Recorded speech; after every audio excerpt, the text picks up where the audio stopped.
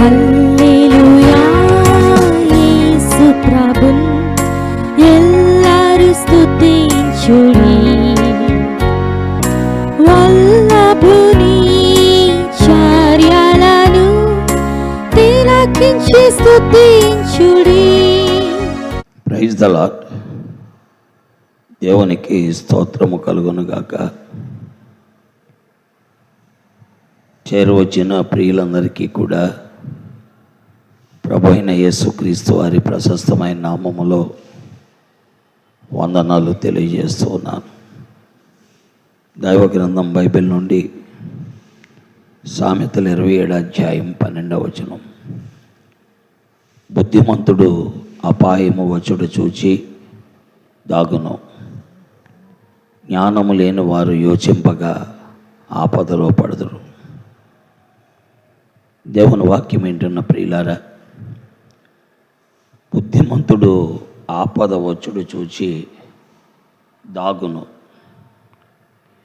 జ్ఞానము లేనివాడు యోచింపగా ఆపదలో పడును. ప్రియులారా, మానవులైన మనము సహజ సిద్ధంగా బుద్ధిహీనులము. మన పనులు బుద్ధిహీనంగానే ఉంటాయి. మనం ఎన్ని మంచి పనులు చేసినా వాటిలో బుద్ధిహీనమైనవి అనేకమైనవి ఉంటాయి. అందుకే ఒక విజ్ఞానవేత్త ఎలాగన్నాడు, మానవుడు చేసే అనేక మంచి పనుల్లో చాలా బుద్ధిహీనమైనవి ఉంటాయి అన్నాడు. అందుకే ఈనాడు సూపర్ ఎల్నినోతో వర్షాలు లేక మనము దెబ్బతింటున్నాం. దీనికి కారణం పసిఫిక్ ఓషన్లో ఉష్ణోగ్రతలు పెరగటం, తద్వారా మేఘాలు వచ్చినప్పటికీ వర్షపాతము లేకుండా ఉండటం. వీటన్నిటికీ కారణాలు మానవుని యొక్క బుద్ధిహీనత. మానవుడు తనకున్నటువంటి విజ్ఞానముతోనూ సాంకేతిక జ్ఞానముతోనూ అనేకమైన విషయాలను నేను అన్వేషించాను, కనుగొన్నాను అనుకుంటున్నాడే కానీ అవి ప్రకృతి చక్రానికి, వాతావరణానికి చిచ్చుపెడుతున్నాయనే విషయము అర్థము కాలేదు. కాబట్టి మనము బుద్ధిహీనులముగా ప్రవర్తిస్తూ ఉంటాం. అయితే బుద్ధిమంతుడు అపాయము వచ్చుట చూచి దాక్కుంటాడు. మనము బుద్ధిమంతులము కావాలంటే దేవుడి దగ్గరికి రావాలి. దేవుని దగ్గరికి వస్తే తప్ప మనము బుద్ధిమంతులము కాలేము. లేని పక్షములో మన జ్ఞానము పైన మనం ఆధారపడతాం, మన ఆలోచనల పైన మనం ఆధారపడతాం. కాబట్టి బుద్ధిమంతుడు అనగా దేవుని యొద్దకు వచ్చి తన జీవితాన్ని బాగు చేసుకున్నవాడు తనకు అపాయము వచ్చుట చూచి దాక్కుంటాడు.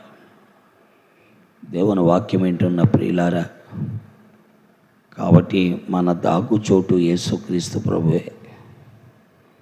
అందుకనే భక్తుడైన దావీదు అన్నాడు, కీర్తన 32 అధ్యాయము 6-7 వచనాల్లో మనం చూస్తే, నా దాగుచోటు నీవే అని అన్నాడు.